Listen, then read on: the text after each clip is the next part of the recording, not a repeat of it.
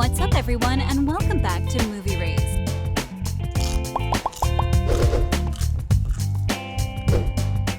In today's video, we are going to talk about the controversy surrounding Daisy Keech and the Hype House, and what was the major reason behind her leaving the TikTok house.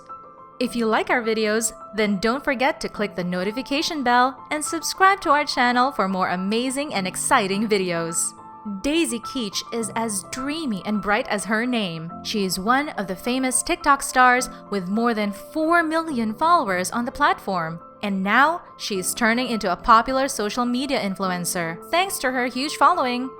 If you have been keeping up with her lately, then you'd probably know about the drama surrounding her and the TikTok club Hype House. What caused the social media mogul to leave this project? She revealed all these juicy secrets about her in a 23-minute long video that she posted on her YouTube channel. I'm so just disappointed, confused, and I feel so lied to. Like, I don't know, when I'm a co-founder and I put my physical money into this house. She shared her experiences with the collective, and we have a complete breakdown of everything for you here. It comes as no surprise that the TikTok collective Hype House has been caught with problems. These surround the problems regarding the unequal distribution of power and dispute among the members. Hype House is a creator collective for the stars of the TikTok, and it includes 20 of the major stars on the platform. All these troubles have led to a dispute among the members. In this video, we are going to talk about Daisy Keech and her side of the story about this. The matter regarding Hype House is majorly between two of the most recognizable faces of this creator collective of TikTok. The first one being Daisy Keech, who has now left the group, and the second one being 21-year-old Thomas Petrou. As far as we know about the origin of the Hype House, most of the retellings credit Thomas Petrou to be the co-founder of this TikTok collective, in partnership with 17-year-old Lil Huddy or Chase Hudson. The collective was found in December 2018. Besides this, if you check the Instagram bio of Thomas Petrou, you can see that he credits himself to be the manager of the Hype House. All the drama surrounding Hype House started when Daisy Keech stood up for herself and demanded that she should also be given credit as the co-founder of Hype House.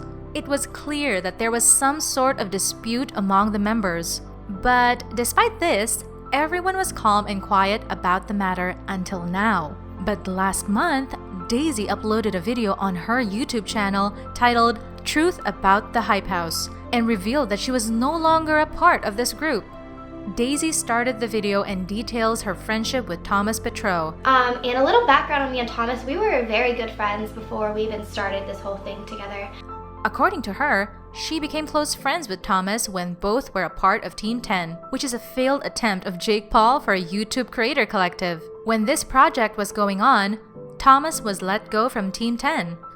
Following this, Daisy hired him as her full-time video editor and photographer. She tells that they were very close friends and used to hang out every day. They shared everything with each other. She reveals that during this time, they started to think seriously about forming a collab house and include some creators in it.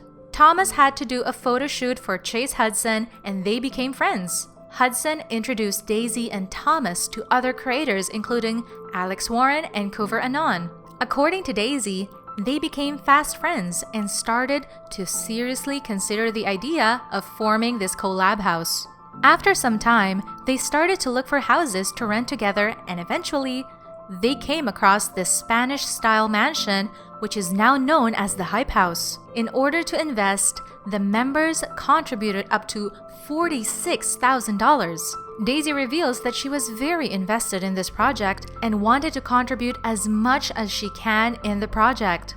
I believed in this idea so much, I was like, I'm gonna put as much down as I can. Therefore, Daisy and Chase Hudson ended up contributing $18,000 each, while Thomas and Alex contributed $5,000 each for the project. After this, they created the social media accounts for the project, and now they had a great fan following. No doubt, it was a wise decision to invest in it. Following this, they were contacted by the New York Times and were asked for interviews.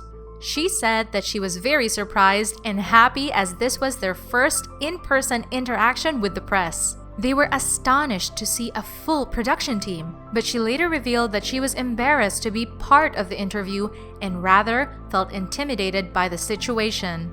This being said, so because Thomas and Hudson decided to take full control over the interview and they did not acknowledge the other creators. They did not even tell them about the team efforts that were required for this project. She said that she remained completely silent during this.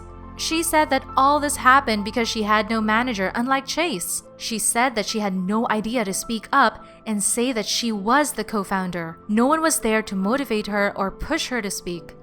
And on the other side, Chase's manager was really pushing him to speak as much as he can, and that was really smart of them.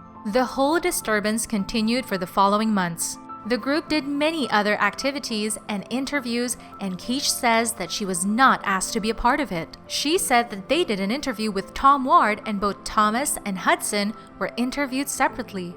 Both claimed that they were the co-founders of the group. Daisy said that all this was messed up, that no one was given credit about it. Therefore, she decided to talk to Thomas about the situation and defended the other creators as they also deserve their due credit about everything. And by the end of the conversation, she felt like they had resolved the interview. Thomas assured her that everyone will be given their credit next time, but in the next coverage of the club, she was still not credited as the co-founder and was labeled as the member. Thomas simply refused to give her the credit because she was not part of the interview, and he continued to present himself and Hudson as the only co-founders of the group. Besides this, Thomas had access to everything. The access to business email was only tied to Thomas's emails, and no one had any idea about any collaborations and projects, whether they were getting paid or not. But Thomas claimed that the Hype House was making no money at all. And then he would go on boasting about the new $8,000 watch he bought and the $10,000 cat he got, and how he was thinking of buying a new Tesla. Only Thomas had access to the social media accounts of the club, and therefore, he was responsible for the public image of the creators.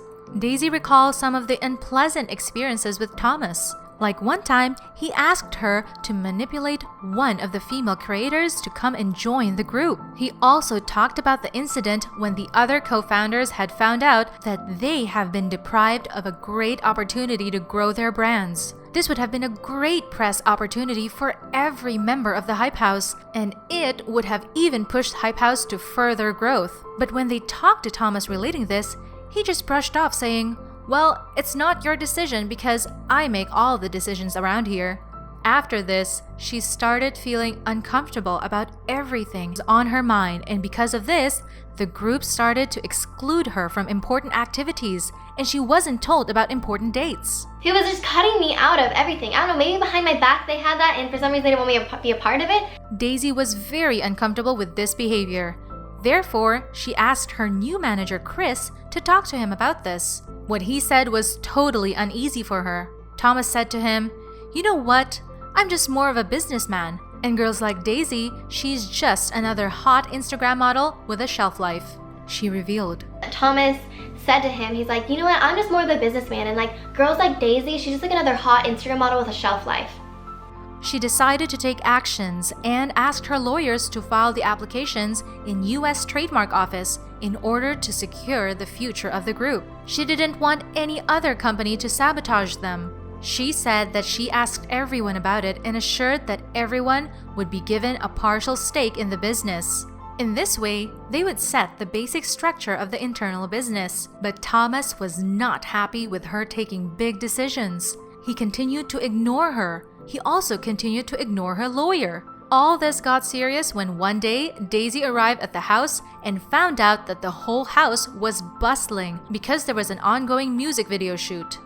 When asked, Thomas said that he had notified everyone. But according to Daisy, neither her nor the landlord of the house had been notified of the situation. Thomas confronted Daisy and said that this was unrelated to being Hype House as a business, and Daisy had only paid $18,000 not for the business, but for everyone to find a place for living. After this, Thomas unfollowed Daisy on social media and asked other members to block her. He then went on to call her as a liar and fake through his Instagram stories. It now appears that the Hype House will continue without Daisy being part of it, but she had moved on to bigger things.